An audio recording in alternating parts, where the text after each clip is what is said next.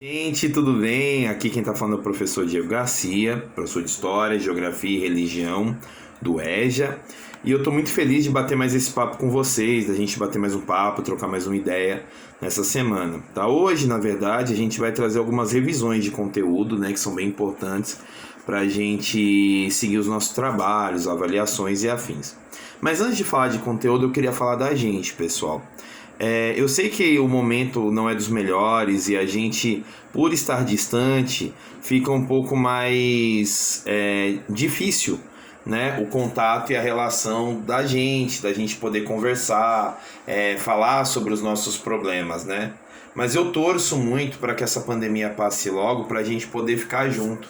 Mas enquanto esse dia não chega, eu gostaria muito que nós nos uníssemos cada vez mais, vocês e a gente, professores, para que a gente possa, de fato, levar a vocês um aprendizado de qualidade, viu? Então, ó, não larga a gente não, fica com a gente que a gente vai sempre estar aqui à disposição para ajudar vocês. Não se privem em pedir ajuda, é muito importante isso. A hora que precisar, nós estamos à disposição, tá bom? Pessoal, vamos fazer aqui uma revisão rápida de história.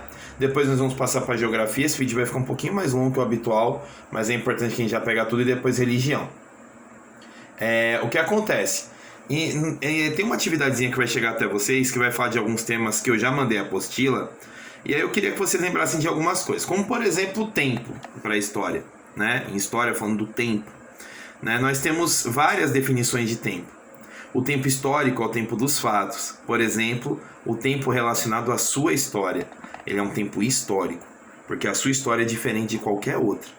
Então o seu tempo da sua vida é tempo histórico. Porém, também nós temos o tempo normal, né? O tempo que é medido pelos relógios e calendários, que é o tempo cronológico, né? O nosso tempo histórico, ele pode ser dividido em eras, né? Várias eras, como vocês têm no material de vocês. Idade Antiga, Média, Moderna, Contemporânea, Pré-História, que era a mais antiga, né? Lembrando que a gente atualmente vive na Idade Contemporânea, então é importante vocês lembrarem disso. A gente hoje vive na Contemporânea. Aqui no Brasil, que foi descoberto, né? Descoberto, o pessoal fala descoberto, foi invadido em 1500 pelos portugueses, né? Foi tomada a terra, a cultura dos povos indígenas que estavam aqui, né? Foi colocado outras culturas para esse povo. Olha só que desagradável, né? Desde que os portugueses chegaram aqui, a vida dos índios nunca foi mais a mesma, até porque puderam, né? Eles dividiram a terra brasileira para um monte de gente vir aqui e dominar o território. Essas divisões ficaram conhecidas como capitanias hereditárias e foi o início de todo o processo de colonização que tirou da gente nosso bem mais precioso, que era a nossa cultura, né? E fez do Brasil um país que até hoje sofre com a pobreza por conta dessa dominação e de outras coisas. E a pergunta que fica no final da explicação de história é: o que será que a gente pode fazer para acabar com a pobreza do nosso povo? Né? Porque o povo, a gente sofre bastante, né? E o que fazer para acabar com a pobreza desse povo? Partindo para a geografia, falar do Brasil, né? E de todo a superfície, né, nosso relevo, tanta beleza que às vezes é jogado fora por políticas erradas, né, por meios errados, nos deixa triste.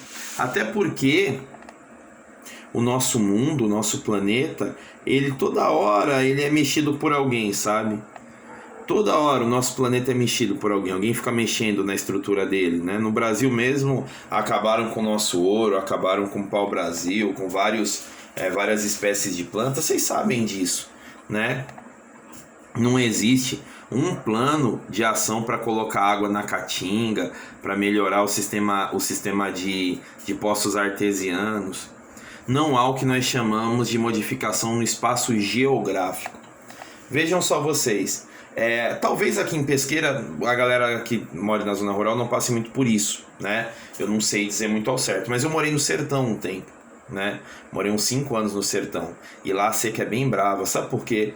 Porque não existem incentivos para perfuração de poços artesianos e é preciso mexer no espaço geográfico, né? Alterar o espaço geográfico para que melhore a vida do povo às vezes piora, né? Quando mexe no espaço geográfico, como por exemplo se vai construir uma edificação bem grande num lugar de preservação ambiental. Mas no caso das barragens e dos poços artesianos é importante mexer no espaço geográfico, né? Isso na zona rural. Porque na zona urbana, a mudança no espaço geográfico ela ocorre, por exemplo, nas chamadas grandes construções, como prédios, arranha-céus, aqueles bem grandões, sabe?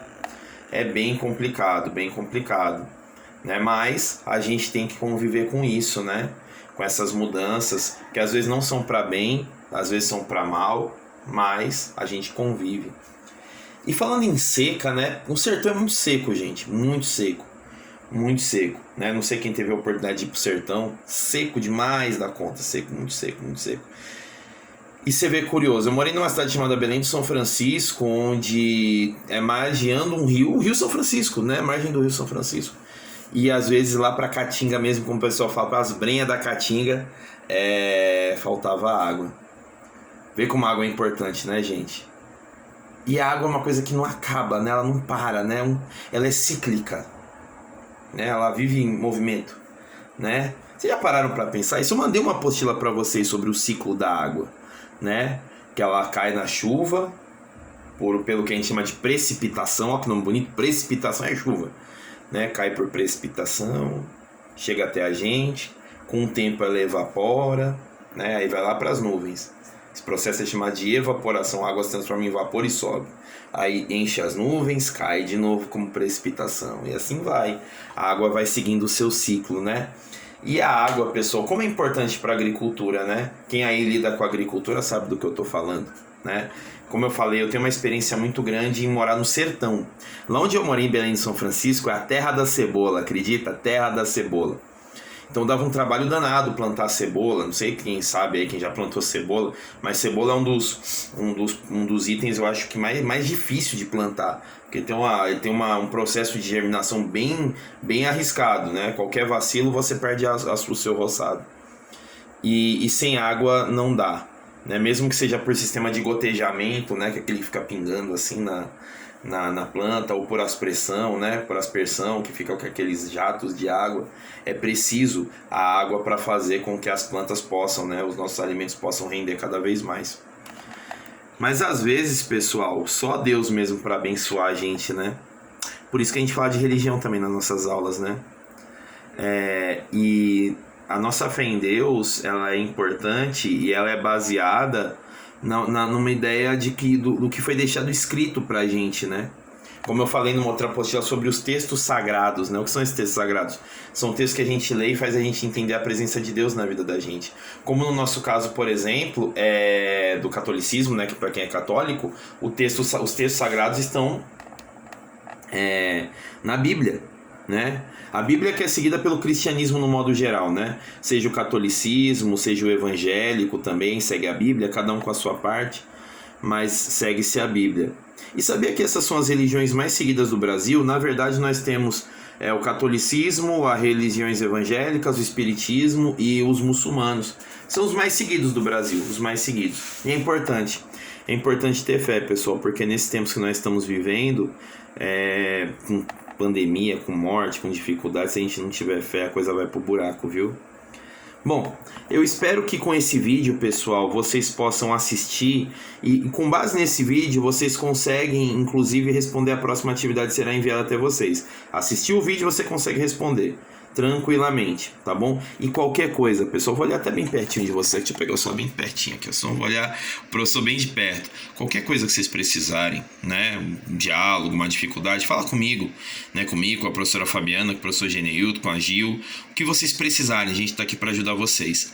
Lembrem-se, ninguém solta a mão de ninguém. A gente quer que vocês aprendam e desenvolvam. Então vamos ficar junto que é importante. Tá joia, galera? Bom, não quero mais tomar o tempo de vocês, eu sei que a correria é grande, mas eu queria muito estar perto de vocês. Vocês não fazem ideia como eu queria estar perto de vocês.